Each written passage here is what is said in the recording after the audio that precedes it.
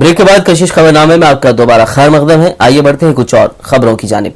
नाज़रीन, कौमी और बैनुल अक़वामी खबरों के लिए चलते हैं फरहाद के पास। अस्सलाम वालेकुम नाज़रीन, मैं हूं फरहाद, आपके लिए पेश करता हूं कौमी और बैनुल अक़वामी खबरें। आरएसएस ने कांग्रेस नायब सदर राहुल गांधी की तरफ से जुमेरात को महाराष्ट्र में एक रैली के दौरान दिए गए बयान पर नाराजगी का इजहार किया है। संघ ने फैसला किया है कि वो राहुल के खिलाफ कानूनी कार्रवाई करेगा और इलेक्शन कमीशन के पास शिकायत दर्ज कराएगा।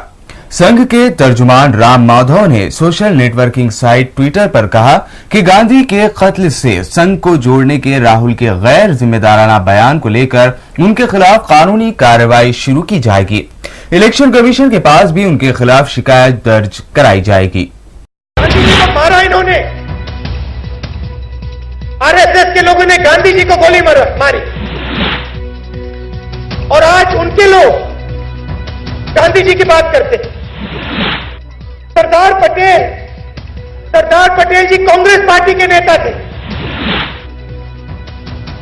उन्होंने आरएसएस के बारे में साफ सुथरा लिखा है, उनके संगठन के बारे में बहुत साफ सुथरा लिखा है और आज कांग्रेस पार्टी के नेताओं को कहते हैं भैया वो तो हमारे नेता थे। तो सोच हम देते हैं, नेता हमारे होते हैं, उनका वो विरोध करते हैं। सरदार पटेल जी का विरोध किया, गांधी जी का विरोध किया।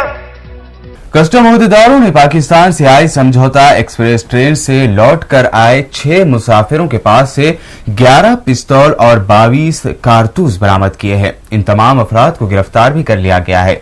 इन हथियारों को जुइसर और दूसरे सामान में छुपा कर रखा गया था। मुसाफिरों की सिक्योरिटी चेक के दौरान सामान की तलाशी ली गई और ये हथियार बरामद किए गए। ये तमाम मुसाफिर मुजफ्फरनगर के रहने वाले हैं, जहां कुछ माह पहले ही फसादात हुए थे।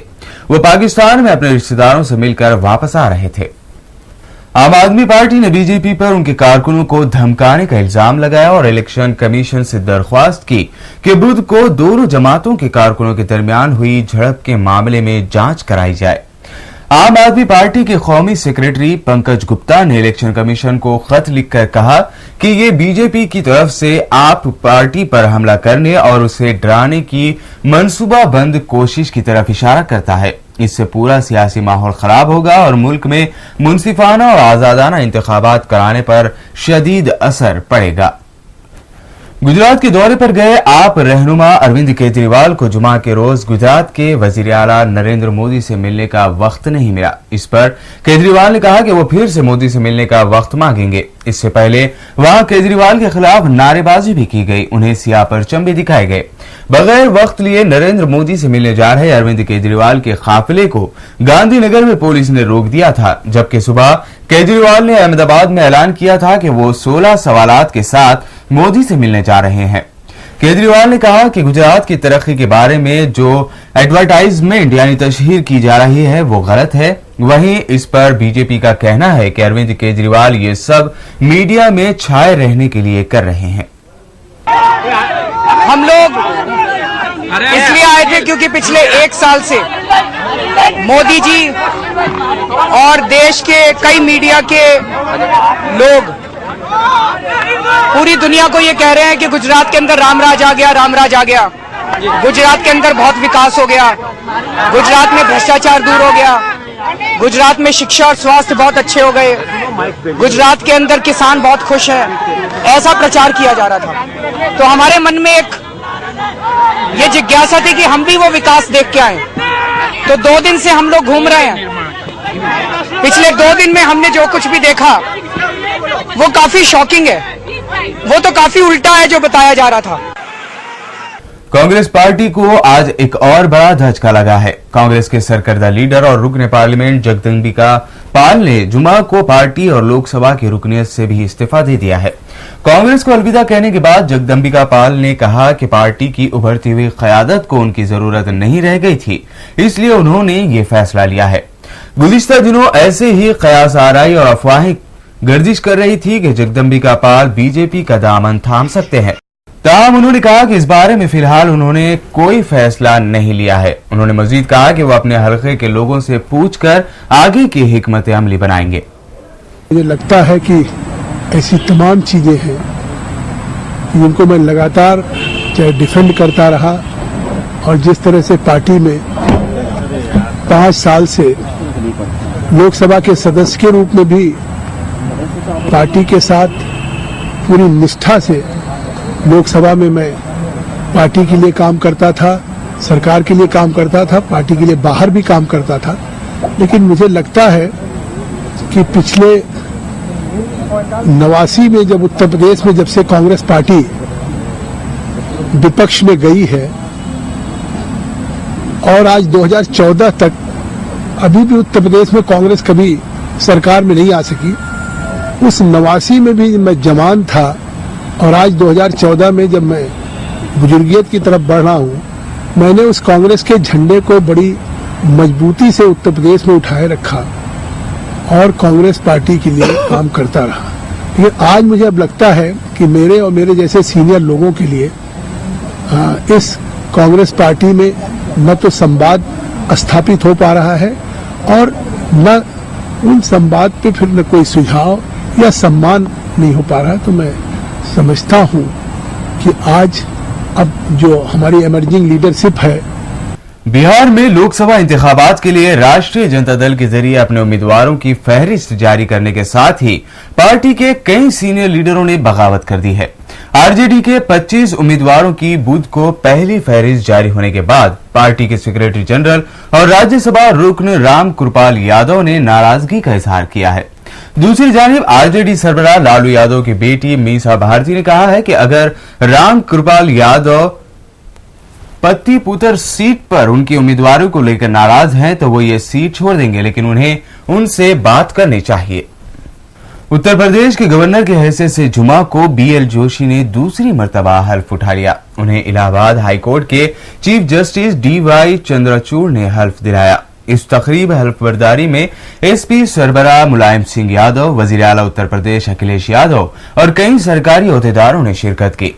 वादे रहे कि बीएल जोशी ने अपने पहले मियाद में 2009 में गवर्नर का ओहदा संभाला था।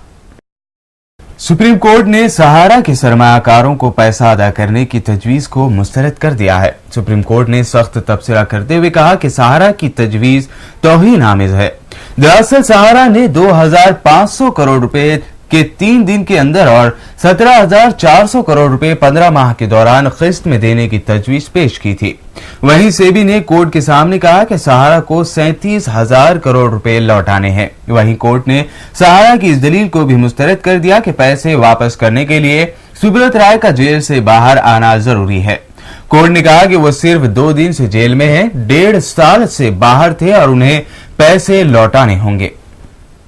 अक़वाम मुत्तहिदा ने इस्राएली पार्लियामेंट में कानून साजी के जरिए मस्जिद अक्सा को सिहूनी रियासत के तसल्लुत में देने की कोशिशों को गैर कानूनी करार देते हुए कहा कि मस्जिद अक्सा को उर्दन की सरपरस्ती में रहने दिया जाए।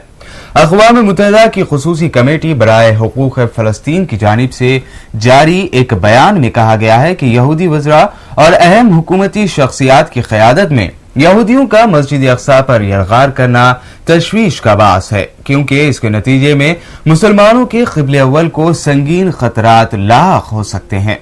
इसके अलावा फ़लस्तीन और पूरे आलम इस्लाम में सख्त इश्तियाल पाया जा रहा है। अक़वाम मुत्तहिदा में बयान में मजीद कहा गया है कि आलमी कानून के तहत इसराइल मस्जिद अक्सा की निगरानी हरगिज नहीं कर सकता। अमेरिकी सदर बराक ओबामा ने मुतअद्दिद रूसी सियासतदानों के खिलाफ पाबंदियां आयद करने का ऐलान किया है। मुताल्लिक़ अफराद पर सफरी पाबंदियों समेत अमेरिका में उनके असासों को मुंजमद किया जाना भी शामिल है। ताहम रूसी सदर पुतिन इस फहरिस्त में शामिल नहीं होंगे। अमेरिकी सदर के मुताबिक क्रीमिया की आजादी से मुताल्लिक़ रेफरेंडम गैर कानूनी है और इस सिलसिले में रूसी किरदार अदम इस्तेहकाम का बास है। अमेरिका ने क्रीमिया से रूसी अफवाज के इनखिला और सियासी मुज़ाकरात का मुतालबा कर रखा है। दूसरी जानिब रूम में अमेरिकी वजीर खारजा जॉन कैरी और उनके रूसी हममनसब सरगई लारूफ के दरमियान होने वाली मुलाकात में कोई पेशरफ्त मुमकिन नहीं हो सकी है। तो नाज़रीन, ये थी अहम कौमी और बैनुल अक़वामी खबरें। मज़ीद ताज़ा तरीन खबरों को जानने के लिए चलते हैं दोबारा मोहसिन के पास। शुक्रिया फरहाद। नाज़रीन, आखिर में एक और नजर डालेंगे सुर्खियों पर।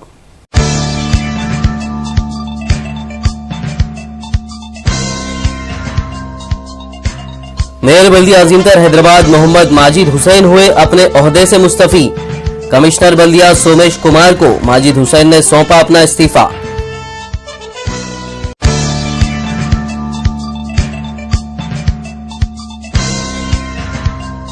आंध्र प्रदेश की तकसीम पर स्टे लगाने से सुप्रीम कोर्ट ने किया इनकार। अदालत ने मरकजी हुकूमत को भी दी नोटिस, रिपोर्ट दाखिल करने का दिया हुक्म।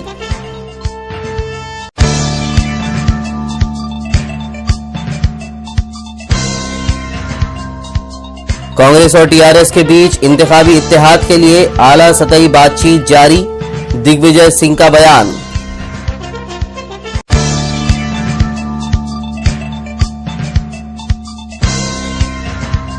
साबिक वजीर दाखिला सबिता इंदिरा रेड्डी भी कांग्रेस छोड़कर टीआरएस में शमूलियत के लिए हैं बेचैन।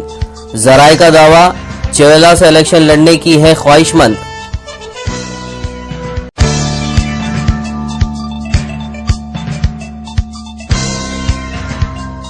आरएसएस के लोगों ने मारा गांधी को, राहुल गांधी ने लगाया इल्जाम।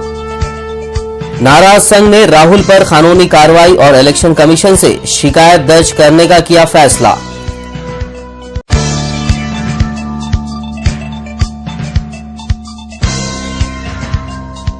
आम आदमी पार्टी ने बीजेपी पर लगाया इल्जाम, इलेक्शन कमीशन से की शिकायत, कहा हमें डराने की कोशिश कर रही है बीजेपी।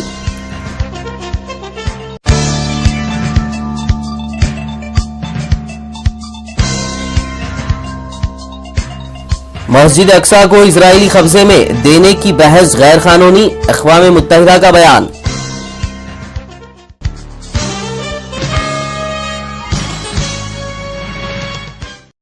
नाज़रीन, इसी के साथ कशिश खबरनामा इख्तिताम को पहुंचा। मिलते हैं अगले खबरनामे में, तब तक के लिए देखते रहिए उर्दू टीवी। अल्लाह हाफिज।